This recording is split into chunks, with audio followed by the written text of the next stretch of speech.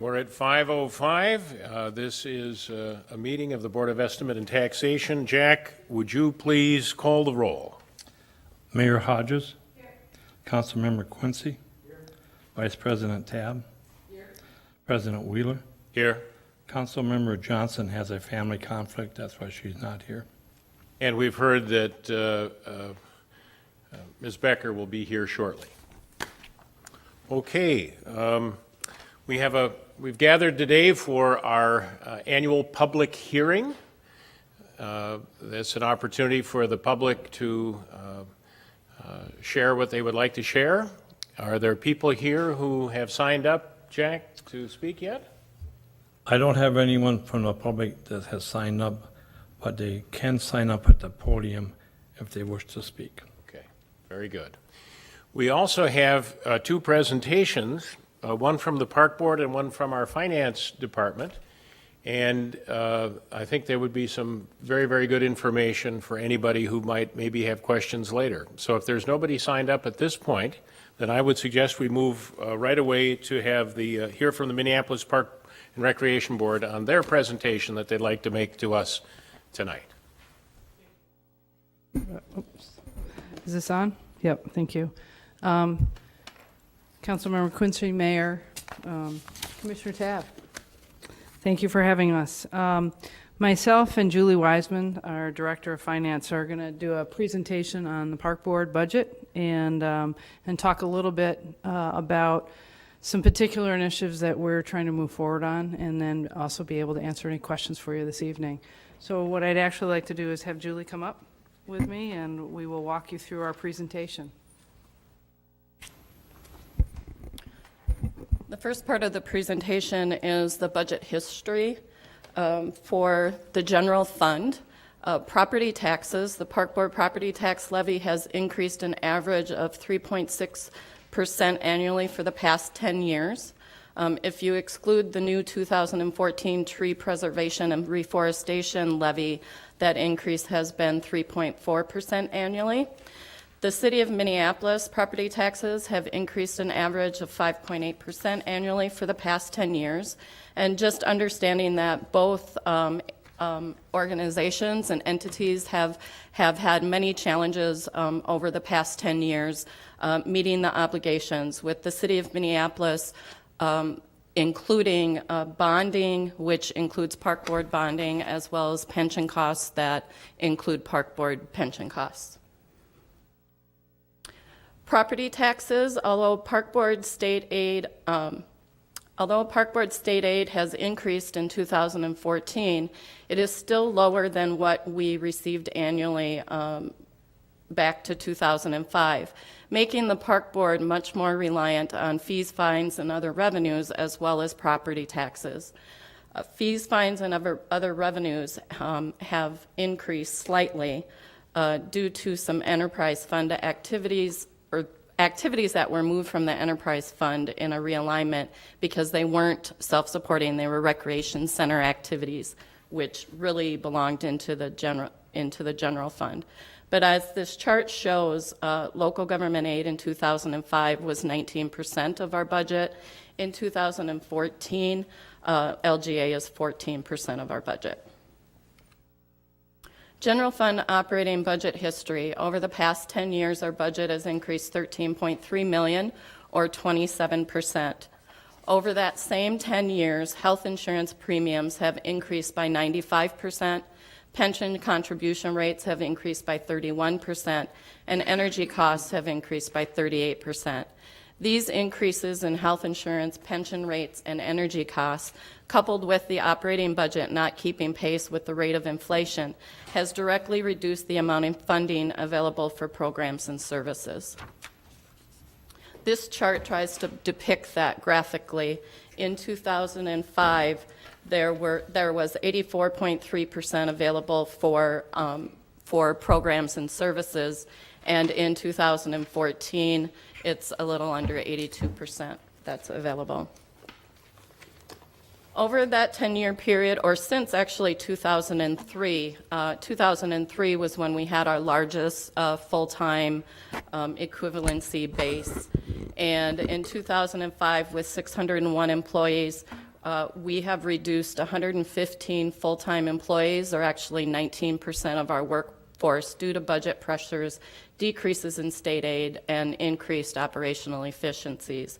You will note between 2013 and 2014, we have added to our full-time workforce for the first time since 2006, and largely that was due to the tree preservation and reforestation levy that included the establishment of one forestry crew. Capital funding is, as you know, the Park Board has a number of assets, and so capital funding and capital improvements for the Park Board are significant for us. Both our regional and our neighborhood parks are underfunded from a capital perspective. We have, however, been more successful in diversifying our funding stream for the regional park system.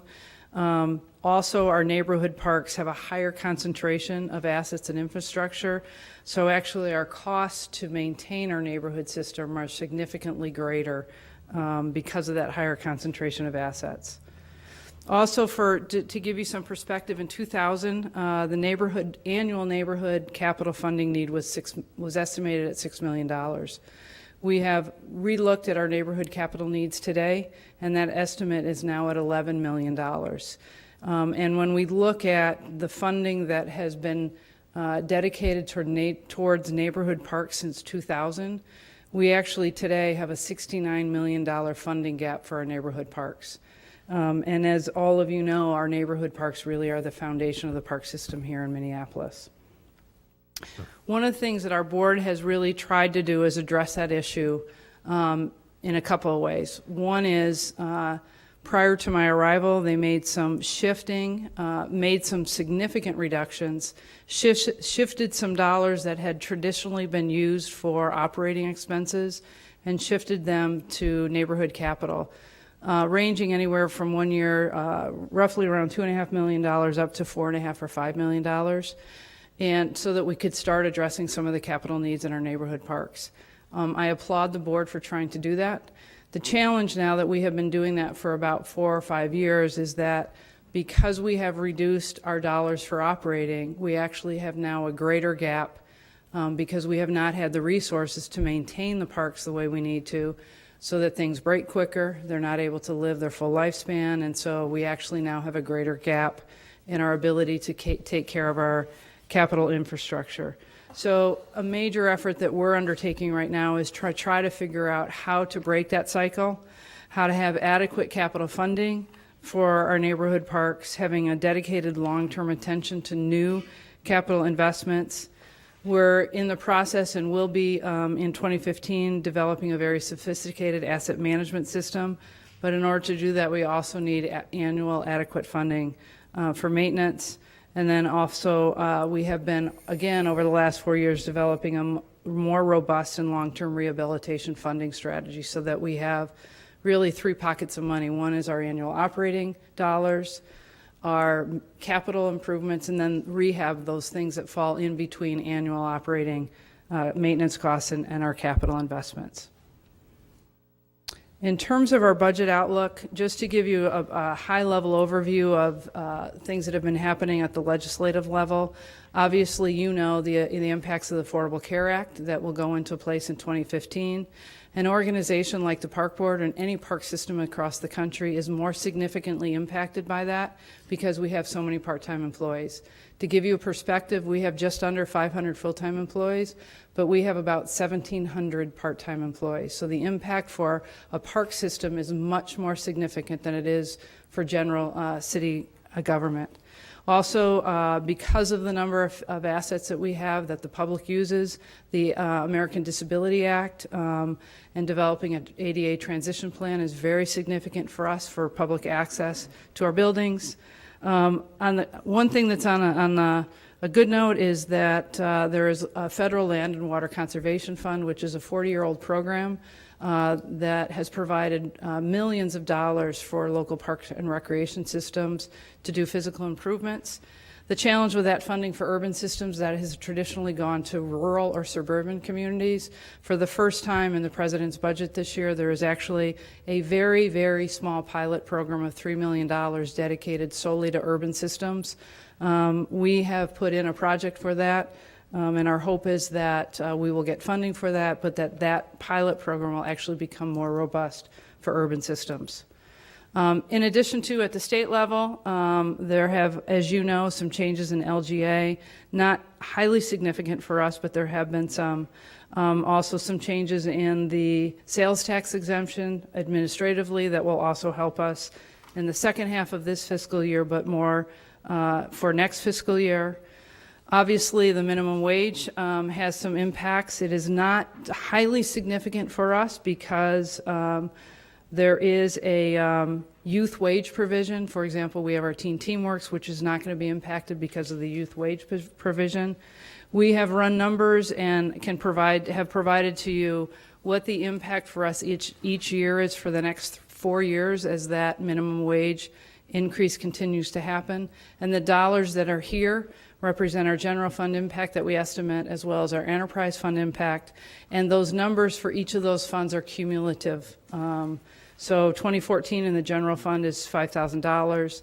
It's an additional $43,000 in 15 for a cumulative of $48,000 and so on. Also, in addition to that, we actually have some significant dollar amounts that I also want to talk about regarding funding at the state level. Our historic levels from the Met Council and State Bonding of $3.7 million was cut almost in half, and it was reduced by $1.36 million. So that obviously will have significant impact for us.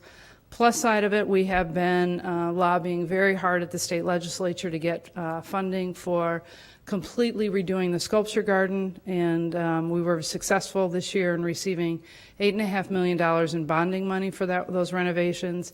And in addition to that, the Mississippi Watershed Management Organization has authorized us for up to $1.5 million for improvements for a total of a $10 million construction project, which will actually begin a year from now.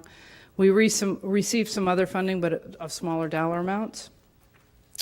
And then also I just want to talk about our 5-year projections that we had planned for last fiscal year.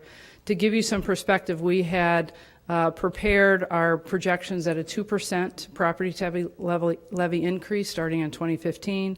And even with that, we are still looking at a budget gap in each of those years. And we also, as you know, we are in the first year of an 8-year tree preservation and reforestation levy to deal with emerald ash borer, as well as to deal with tree planting as a result of storms. Fortunately, because of the tornado that we had in 2011 and the storm that we had last year, we received FEMA funding, but FEMA only provides funding for cleanup from that storm. It does not provide for any restoration. So any tree plantings that we have to do as a result of the tornado and as a result of last year's storm, we have to cover those costs ourselves. And just to give you some perspective, we lost 3,000 trees in the tornado, and we lost another 3,000 trees last year. And each of those to replant those trees cost on average of about $200, $250 per tree to replant. So so the reforestation millage really both addresses the replanting, but also dealing with 40,000 ash trees in our boulevard trees, as well as ash trees in significant public areas of our parks. So we have an 8-year plan to do that, and we are in the first year of that this year. In terms of the development of our 2015 budget, one of the things that we do each year with our board is we hold a retreat with the board where we talk about where we have been financially as an organization, what are some of the major initiatives that are going on in the organization, and issues that we expect to see in the next 1 to 3 years. And through that retreat, we also then have a conversation with the board about the direction they give me in terms of developing a budget for the next year.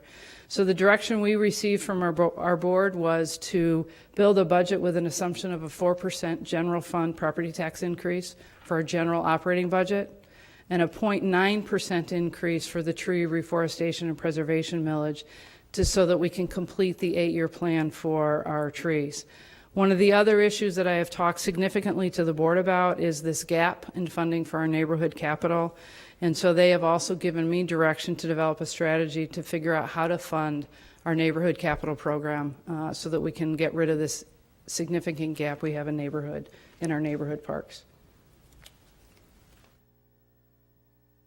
So with that direction, we changed or adjusted our 5-year projection. So I just want to talk briefly about some of the items that have changed from what has been previously presented at both our board budget retreat and then as well as the presentation that we had with the mayor.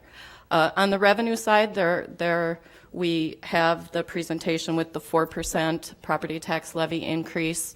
The local government aid and the fees, fines, and other revenues are the same from the other presentations. Full-time wages and fringe and part-time wages and fringe remain unchanged from the prior presentation. We did reduce the amount of the health insurance based on new information that we received from the city, so that number has come down slightly. And then the other expenditures has increased slightly because, again, we received the information on what our charges were going to be for our overhead fee and benefit administrative fee, so we adjusted those accordingly.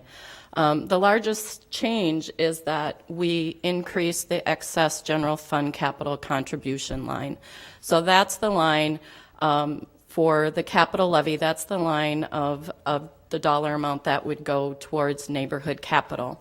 So the 7.3 million and the 1.5 million added to whatever is in the net debt bonding program, which is approximately 2.5 million, that reaches the 11.3 million dollars that we are expecting to need in 2015 for the neighborhood capital program. So with that built in, we have a $5 million budget gap. So that's something that we felt was important to start communicating to both the community and to you as we look at trying to tackle this major challenge that we have. And then again, this is what we have requested the Board of Estimate and Taxation to set as our maximum property tax levy for 2015, and it represents a 4.9% increase over 2014.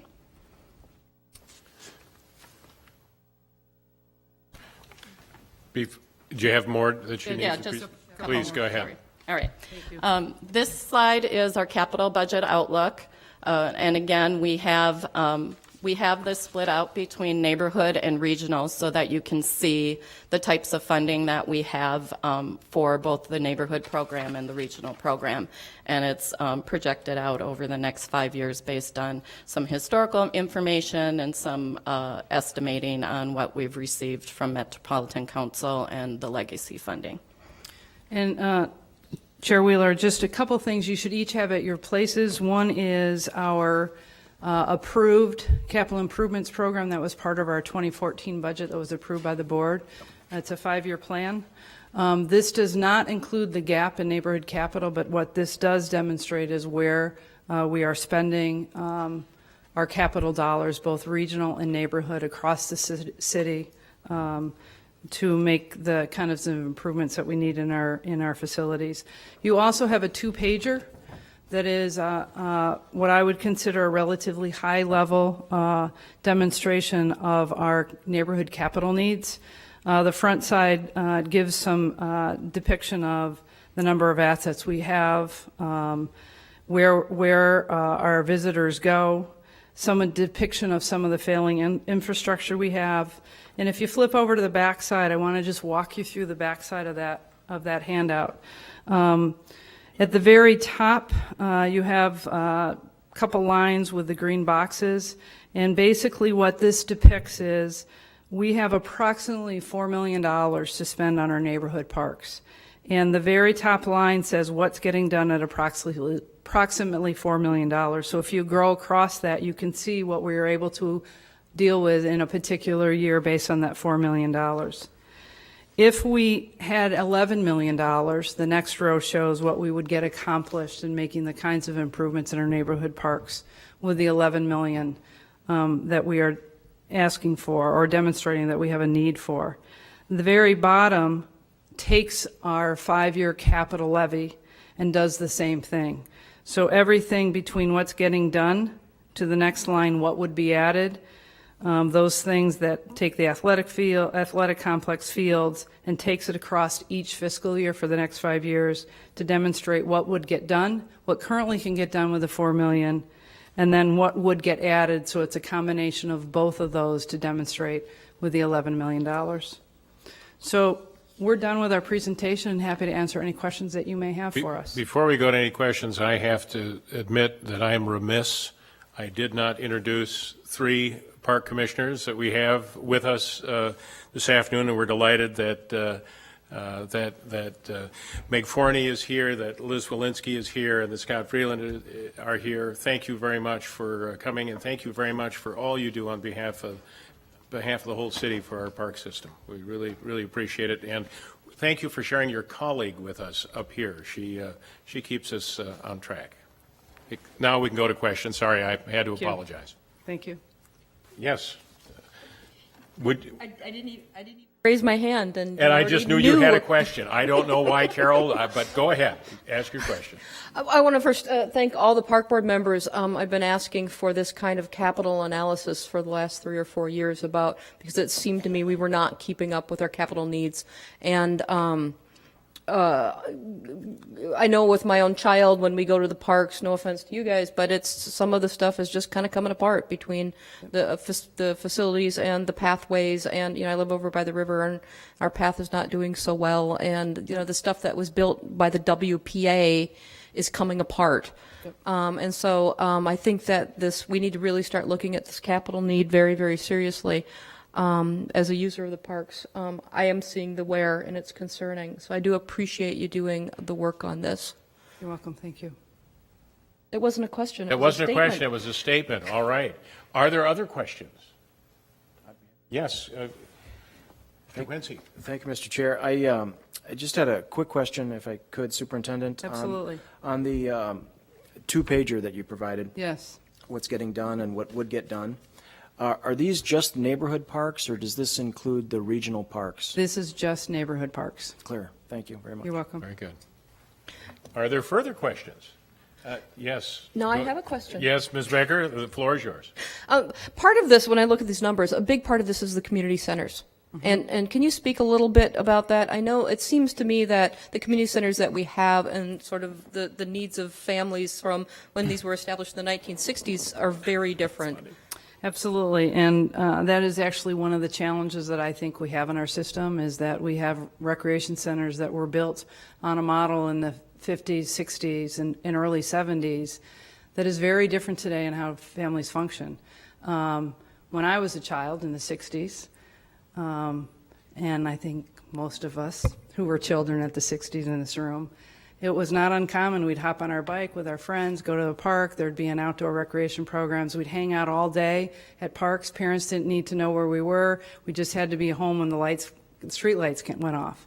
That's not true anymore today. We all know that. Parents don't let their kids roam neighborhoods, just go to a park, not worry about where their kids are. Families today often have a single parent who's working, doesn't have the time or resources to necessarily provide the kind of opportunities that their kids could have, or they have 2 working parents, and then on weekends what they want to do as a family is go and recreate.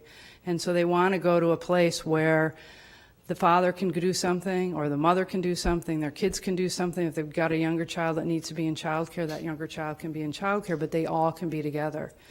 We don't have the ability to provide those kinds of opportunities for families in Minneapolis because our recreation centers are so small. Most of them, 90% of them, do not even have air conditioning. And we don't have the kind of spaces where we can have generally more than one activity going on at once. Then you talk about all the ADA issues. The kinds of recreational activities that kids and families participate in today is different than what we took part in as kids. Some of it's the same, but our ability to really meet both the changing family needs today, but also the changing demographic needs of the city is very different. We've got, as you all know, Somali, Hmong, Latino families that their recreational experience is different than what mine was as a white Caucasian child. And so our need is to really respond to and provide the services and amenities, facilities, policies, programmatic things that meet that diverse need that we have in this community today and that is only going to continue to grow. And so I could go on, but I hope that gives you a perspective. Thank you. Yes, Ms. Dam. Thank you.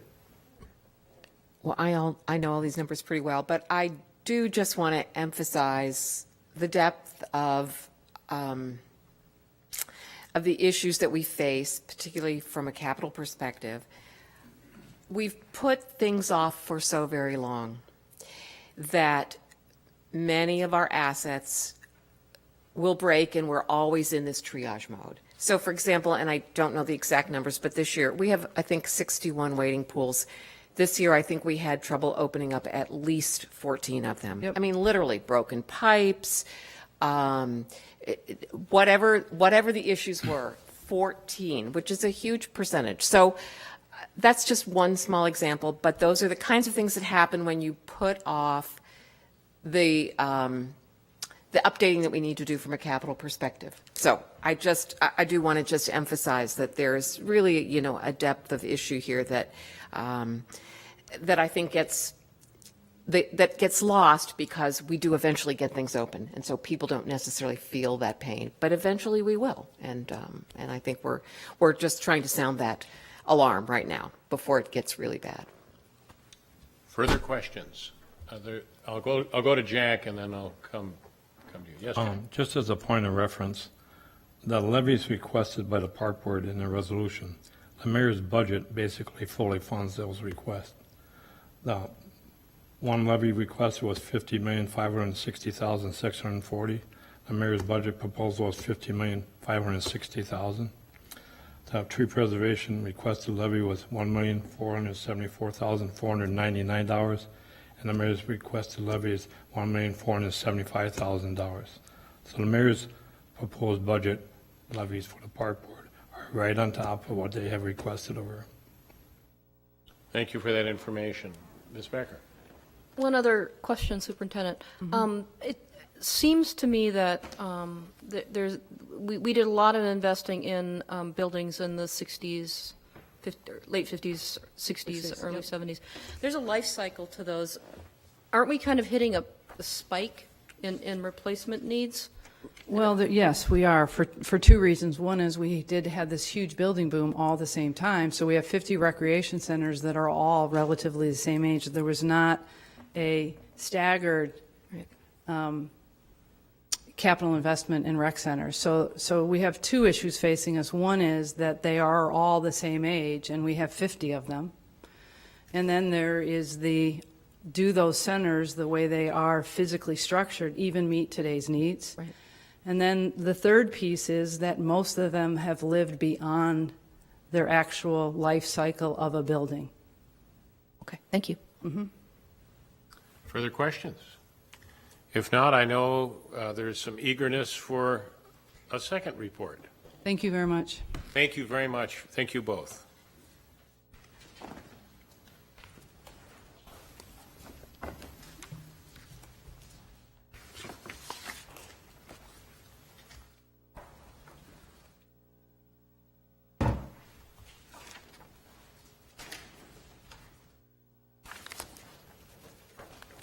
Good evening, board members. I'm Sandy Christensen from the city's Finance and Property Services Department. I work extensively with the Budget Office, and I'm here this evening to provide the Board of Estimate and Taxation some additional detail regarding the 2015 recommended budget. There's a presentation that has been passed out to you, as well as a separate piece of paper that I will refer to throughout the presentation. I just also wanted to note that you're getting kind of an advance preview as to what the overall budget recommendation incorporates, as there will be a more detailed presentation made as part of the city's budget process on September 8th in the morning.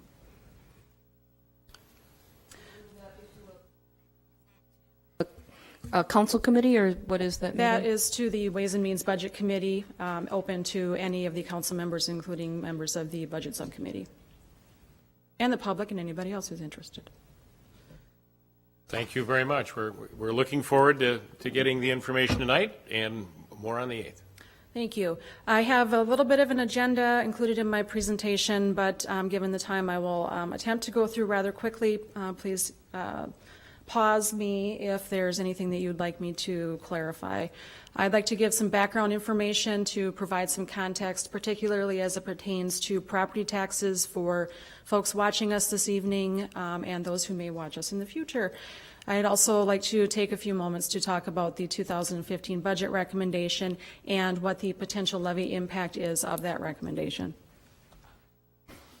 So a little background on property taxes. I think folks in this room are well acquainted with how the property tax system works, but I find that it doesn't hurt on a regular basis to remind people that it's maybe not quite as easy to understand as one might think. So pointing out that the city adopts a total dollar amount levy. The state of Minnesota does not have a mill rate system.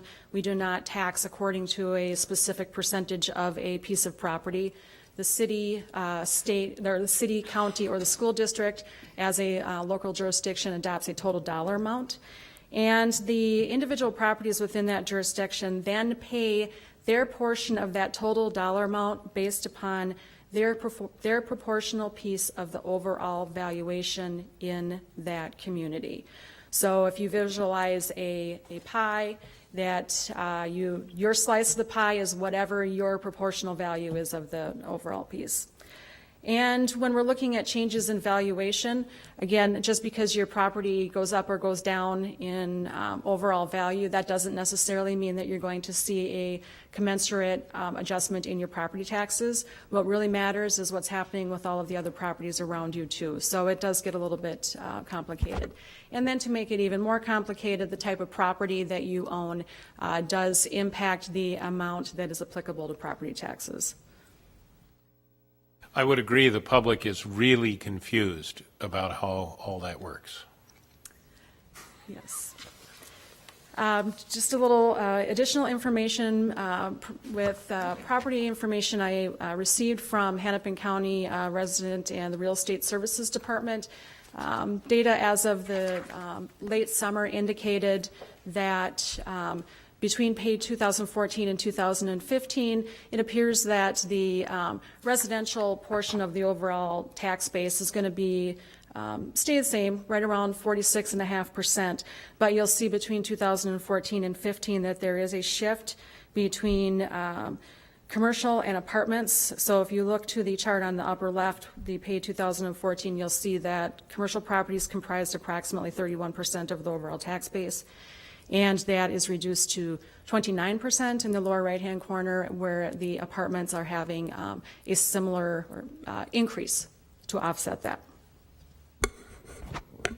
This rather busy chart is the underlying data for the pie charts that I just showed you. And I think the real important thing for us to note is very good news in the lower right-hand corner, indicating that the estimated market values for all the properties in the city are estimated to increase by about 10%. And that takes into consideration the different valuation types. Now, to make things more confusing, the taxable market value, or the value of each property that's applicable to taxation, varies by the property type, particularly when it comes to residential properties, because of some credit mechanisms that the state has instituted called market value exclusion. And the overall tax capacity for the city is increasing by, again, nearly 10%. So that's good news. Things are looking good economically.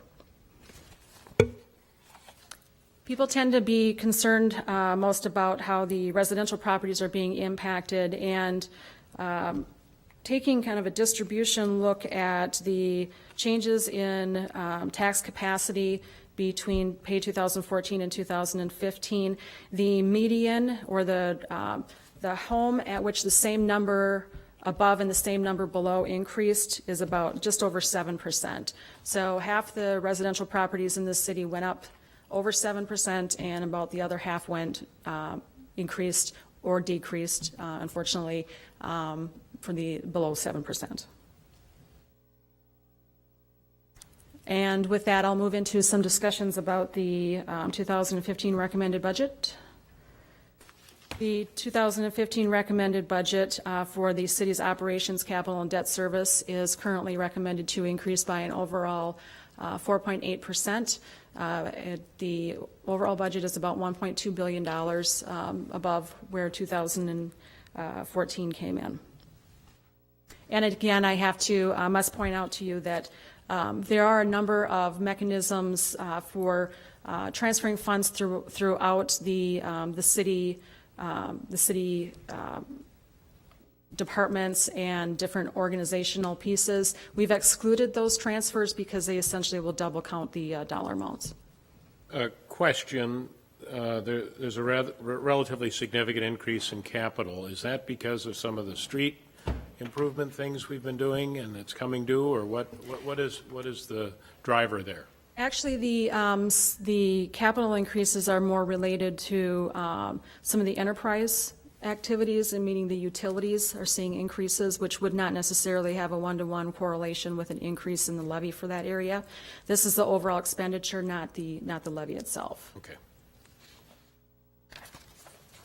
And to put into context, you'll see comparing the 2015 proposed budget to where we've been in the past several years, you'll see that despite having a 4.8% increase in the recommended budget, it's still below the 2008 level, which was prior to the Great Recession. So with fluctuations in any individual year, the recommended budget is still below the 2008 level.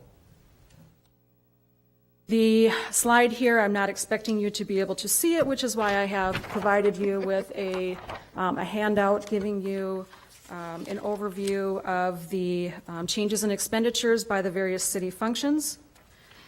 We do not include in here the city's independent boards, so the Board of Estimate and Taxation is not included, nor is the Municipal Building Commission, and of course the Park Board is not included in this representation. Question? Yes, Mr. Quincy. Thank you, Mr. Chair. On this expenditure budget comparison sheet that you had, are these just general fund changes to the budgets, or is this an overall department? These are overall departments, Councilmember Quincy. They would include areas such as the city's utility funds. If you look about halfway down on the left side, you'll see that we've incorporated the water treatment and distribution system, stormwater, sanitary sewer, as well as the solid waste function. So the funding sources for the majority of the expenditures in the city's overall budget comes from either user fees through the utility funding or other mechanisms. The city levy is not a significant contributor to the overall funding of the city. Okay, thank you. I just wanted to make sure I was looking at the right page. Ms. Becker has a question. On the increases for solid waste, I see there's a 27% increase proposed for solid waste, some $9.2 million. Correct. Do you know what proportion of that is just base cost increases and what proportion of that is the new proposed garbage, the food waste proposal? I believe the new initiative. Not that I'm expecting you to have the whole budget memorized, but No, I don't. I understand. The total cost of the new initiative, I believe, is in the range of about $8 million. Okay, thank you. And in order to keep everyone awake, I do have several slides that this is Sandy's quick summary of the items that were included in the budget recommendation. There are a number of other activities that are incorporated, namely those that are associated with the transfers that I mentioned previously, as well as some just general accounting type of things that I didn't reflect in these bullets. And I will leave them to you to review at your leisure. This can certainly be posted and made available for whoever would like to look at it. Ms. Becker has her hand up again. Yes. And you sound so surprised. No, yeah, exactly. Are these going to be detailed as far as the costs for each one of these items in the budget materials? Yes, we are currently working diligently to provide the detailed information. You will get a summary of the the cost of any of the additional initiatives or changes in the service level programs that were included in the recommendation. I include these merely as an opportunity for you to understand some of the changes that you saw in the previous slide that showed by departmental changes. So in the event that you would see significant changes, you could then look to these 4 following slides and get at least an idea of what might be driving those changes. Thank you. The slide kept me awake, the one that talked about enhanced funding for domestic abuse. I used to work for the domestic abuse shelter, and I think that's actually a very significant program. I don't know what's involved dollar-wise. I just think it's good to see that that's something that is being strengthened. Thank you. I'm in that case glad I included the information. Thank you. So I'll quickly flip through the individual recommendations and go to the revenue side of the budget. And similar to the expenditure chart, I have included for you a chart showing the revenues by category between 2014 and the recommended 2015. And again, that's reflected on the handout. But I did provide some highlights to draw your attention to as they pertain to the 2015 revenue budget. You'll see that we've incorporated the $1 million increase in local government aid. We are able to utilize $2.5 million increase in the budget related to licensing and permits, in large part because of the stellar construction activity in the city right now. A little surprise that may appear to you is that the recommended budget actually incorporates a 1.5% decrease in the city's general fund levy. We'll get into that in a couple of minutes. But the general fund levy is offset by a fairly sizable increase in the debt service levy associated with some prior year obligations through the enhanced capital improvement program.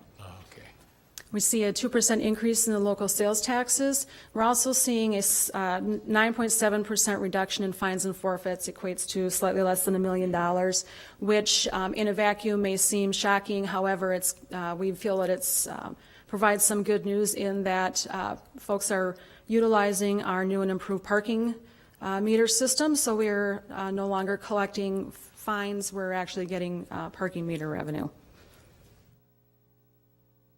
So I want to make sure before I conclude this evening that the residents and folks watching as well as the board understand that the city budget is but one part of the levy equation.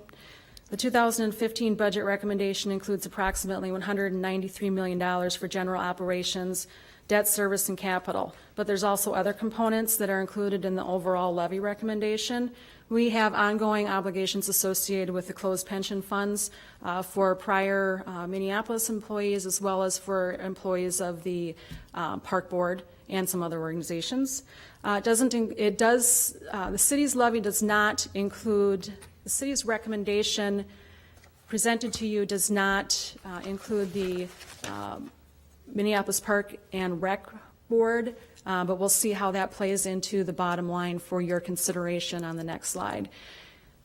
We also are not discussing the outstanding library debt service, another obligation that we don't have the ability to control. We've bought into that program. We play it out till the end, and then we have some flexibility. I believe it's in the early 2020s.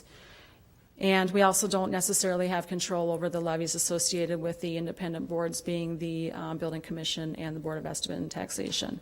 So what all this means is on the slide here, you'll see I've separated the various components of the city's overall levy into those at the top that we really feel are controllable or within the purview of the city. You'll see that the general fund levy is decreasing by 1.5%, offset by a sizable increase in the debt levy, and that's something that, once the bonds are issued, we have a bill to pay, so that is not a fungible number.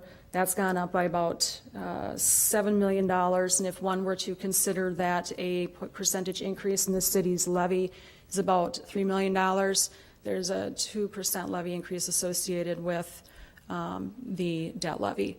The HRA levy and the permanent improvement or our capital levy remain flat.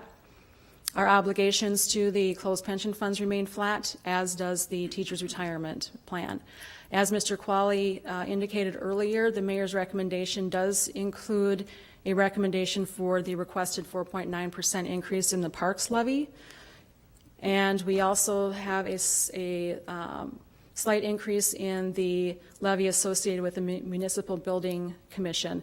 The Board of Estimate and Taxation has a slight decrease due to some accumulated funds that can be used to offset some of the costs. So, long story short, there's a lot of parts that play into the overall levy recommendation of the 2.4%. Just important to keep in mind what considerations are taken into the overall calculation. So what does a 2.4% levy increase mean? I mentioned earlier that the median residential property valuation change was at about 7%. And with a 2.4% levy increase, with the median at 7%, half of the people would see, approximately half of the residential properties would see some kind of an increase, and the other half would see some kind of a decrease. 7% valuation increase is kind of the sweet spot in terms of not having an impact as a result of the 2.4%. So as an example, if you were to look at a home valued at $180,000 last year, that's right about the median value. If that home did not change in value at all, then they would see about a $75 reduction approximately, and that's subject to, again, I put a disclaimer on that, it's subject to any subsequent changes in the valuations of either theirs or the properties of around them. Remember, it's proportional. If the home saw a 7% valuation increase, their taxes will stay about the same, because remember, they're in the median and right in the middle. And if they saw an increase of more than 7%, for example, if they went up 9% in value, they might see an increase of about $20. So the 2.4% levy is anticipated to impact residential properties about half up and half down. And that's what I have for you this evening. I'm happy to answer any questions. Thank you so much, Sandy. Do we have questions that we'd like to ask? Not of Ms. Christensen. Okay. I haven't had a chance to absorb all of it, Any other questions? but I do have a question of Mr. Carpenter when you're done. A question of Mr. Carpenter. Okay. I think, Sandy, thank you so much. Thank you. And I really appreciate the fact that you put those interesting little things in there, because I wasn't really getting tired, but it was good. Thank you. Yes. Mr. Carpenter, I have a question for you. It's now almost 2 weeks after the mayor's budget, and we do not yet have a complete budget book out. We are now in the awkward situation of having a public hearing on the mayor's budget without having the details of the mayor's budget. Can you tell me what we can do next year to reduce that time cycle so we can get the full budget out to the citizens so they can have a full and complete debate before we have to set a maximum property tax levy? Members of the board, we work diligently every year to get it out as fast as we can. That's about the answer I have. I understand, but what can we do to reduce this time cycle? Because we can't have a full and complete discussion about the budget without the budget. And I, as someone who has actually worked in the budget office and actually produced 7 budgets as a budget analyst, I understand the difficulties of this, but we need to be able to reduce that cycle time to be able to have the kind of discussion that we need in this community, and need to know what we can do to reduce that time cycle. And I don't need an answer today, but I'm wondering if you could come back to us in a subsequent meeting and talk about what we can do to reduce that time. Mayor Hodges has a response or point or question? Thank you very much, Mr. President. And I know that this issue has been of some concern to Member Becker for quite some time. And I did a little research, and I think we can all be reassured, first of all, that in recent years it is very typical to have the budget presented in the paper format, et cetera, within a couple weeks of the budget being presented. I mean, that's pretty typical. And we work hard every year to make sure that that is as quickly as possible. The good news is that, I mean, I know that Member Becker has concern with this, because the good news is that in the 90s, these books were presented in November. So, for example, for the 1995 budget submitted by Mayor Sells Belton, it was November 9th, 1994. The 1996 budget was presented November 6th, 1995. And the 1997 budget, if you look on the pages, was presented, we can assume, November 11th, because that's when most of the printouts were. And I believe that this was the time when Member Becker was actually part of putting the budget together and presenting the budget. And so I would just like to note and give credit to our finance staff that our performance here is well ahead of the game in terms of what it was in the past. And I want to appreciate the hard work they do to make sure they get it out as quickly as possible. Members of the board, there is also some advantage, and Mr. Qualley and the finance staff have talked about this going forward. At the relatively late in the legislative session, the state moved back the deadline for setting the maximum levy. So we now have until September 30th to do that. That creates then the opportunity, if the board so chose to calendar, that they could move back the public hearing to early September or mid-September to allow for the requisite information to get out there. That was well before the board's calendar was set, and or the levy, or the state legislative move, as I understand it, was after the calendar was set, and that's another option to consider, to move, now that the state has provided this, move some of these timeframes back to allow for more time to get the information out and digested. Thank you, Mr. Carpenter. Yes, Mr. Qualley. Based on the state legislative change, which occurred late in the session, obviously, when staff meets with the board in January, we'll be recommending that the public hearing be held like the second or third week in September, and the board meet the fourth week in September, so staff can file the levies on the 30th of September. Okay, very good. Ms. Becker. Mayor Hodges, I'm ecstatic someone has retained all the budget books from when I worked here. We actually, however, printed interim books that were available right after the mayor's speech. And I have, in fact, not only those books, but I have those interim books still in my attic, which is a little bit frightening. So we had interim financial information available at the same time that the mayor's speech was released. We also had a bunch of information in binders because we knew it was going to be updated, which I suspect they did not put in the libraries because they were in binders. So we, in fact, did release financial information, detailed financial information, at the same time that the speech was released. I would be more than happy to bring some of those in. They were awesome, beautiful documents full of numbers and charts and all those sorts of things, available at the same time as the mayor's speech. We need to have an informed populace, and the only way we are able to do that is by producing data for them to look at. And I've had a number of people already contact me about questions about the budget, and I can't answer them because we don't have the data. And so the question is, how do we make this happen faster so we can have a real informed discussion about the budget? For example, this question about the rotting food proposal, whatever it's called, where do we find out how much? Recycling. Thank you. How do we know how much it's going to cost? And when we're going to make a decision about the tax levy, and it's all coming out of the same pocket. I've got one pocket that I pay my taxes and my solid waste fees out of, and we're having to make those trade-offs.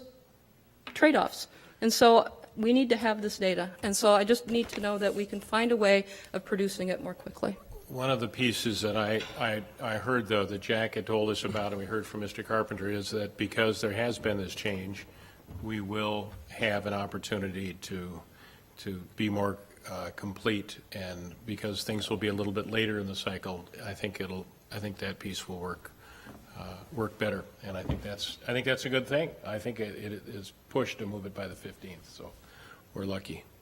Mr. President, Yes. if I could just, so, Mr. President, as Ms. Becker said, there's a desire to have numbers, which actually a number of charts and graphs have been presented around the time the budget came out. Certainly there are a number of them here. It does beg the question how to handle the levy situation, given that the park board budget won't be presented to the park board by the superintendent until well into September, is my understanding. And so, while I understand the point, it is, part of the process here that we don't have full information before us. I would also say I wonder if constituents were concerned getting interim numbers. If the concern is so great to have exact information, I'm not sure that interim numbers suffice. If you are in that mindset, if that is the reasoning. So, Mr. President, I would just put that before folks. I appreciate very much the good work our finance staff does to get these numbers out and get the information to the public so that folks know. And doing it in a timely way so that we can have full consideration and the City Council can have full consideration. I do also appreciate the legislative change that will allow us to set this to have this public hearing later in the cycle. May I ask a quick point of information? We have a meeting on the 8th of September. What time is that? Is that the meeting that you said the public was invited to too? There'll be a presentation, a more detailed budget? Chair Wheeler, the meeting that I referred to is a Ways and Means Budget Committee meeting at, I believe, 9:30 on September 8th. It is an open meeting, and so, again, anyone who's interested is welcome to attend. And they're welcome to come, and it'll be broadcast also, so that, or will it be videotaped? It will be? No, If I may, Mr. President, yes, the Ways and Means Committee is structured a little differently than we have in the past. We've opened it up to have all members of the City Council represented on the Budget Committee. The Budget Committee is actually going to take up its business during what we call the markup time. So that would be, I think, in December 2nd is the first markup of the Ways and Means Budget Committees. But between the mayor's proposed budget on August 15th, then there's the Board of Estimate Taxation public hearing today. The Board of Estimate will actually be meeting to set the property tax levy on September 10th. And then the Ways and Means hearings are department It's not budget September hearings. 10th, we've changed. September 17th. I'm sorry, yeah, that 17th. hasn't been We're going to be modified. later. You're right, thank you. So we've got an additional week before we actually have to set the levy, is that correct? Than was published originally. So that's good news. But the Ways and Means Committee itself will take up the department hearings, and that would have where every department would have its time to say what's in the proposed budget that will be for consideration. And that is, of course, open to all council members to participate in and ask questions of staff that will be making those presentations. And that begins in September and goes through August, and there's a published schedule of those meetings on the finance webpage, and we encourage the public to attend and certainly view because they will be broadcast. So thank you for that. Thank you. Ms. Becker? So you're going to be presenting what kind of information packet will you be presenting at Ways and Means, and is it possible to get that presented to the Board of Estimate also? I mean, if you're going to do it on the 10th, can you do the same presentation for us on the 17th? Chair Wheeler, I'm sorry, I don't even know what to call you. Board member. Board member. Hey, you works. I can certainly return with the information that was provided to the committee on the 8th, and if at that time, because it is setting the levy, it may be a good opportunity to recap much of the information that was presented this evening, but that might be a good opportunity. Okay, thank you. Thank you. Further questions or? Yeah, I did want to highlight, indeed, at that committee meeting at Ways and Means, we'll be doing the overview of the budget. This builds on a lot of what we've been doing in Ways and Means in the past couple of months, taking it section by section, and those are all available for viewing on the finance webpage on the budget process section that we have. In addition to the budget overview, I think we'll also be hearing from Mr. Ablin on capital and debt. So those will be part of that presentation that would also be helpful to this body to be viewable and linked to the Board of Estimate and Taxation's site. And I'd also request that the presentation that Finance Department presented today be added to the BET agenda for consumption. Very good. At this time, yes, Mr. Qualley? In information, of providing information to the public, there's two main groups that attend the public hearings in December. Those that are worried about individual programs that they have a vested interest in, and those that are concerned about their taxes. They received the individual parcel impacts in November. They're not available until then. But I do have a summary that I provided you for the 55,000 homesteaded parcels that have no improvements in the last 3 years, so there's taxes are driven just by the house, not any improvements. Based on the mayor's recommended levy, 57% of the properties will have decreases in their taxes in 2015. When compared to 2012, 77% of the properties will have lower taxes in 15 than they have paid in 2012. There'll be 8,800 parcels that pay an estimated increase of over 5%. If you look at those 8,800 parcels, 92% of them have a taxable market value increase in excess of 15%. Of just 55,000 parcels, they will pay approximately 27.96% of the tax policy levies.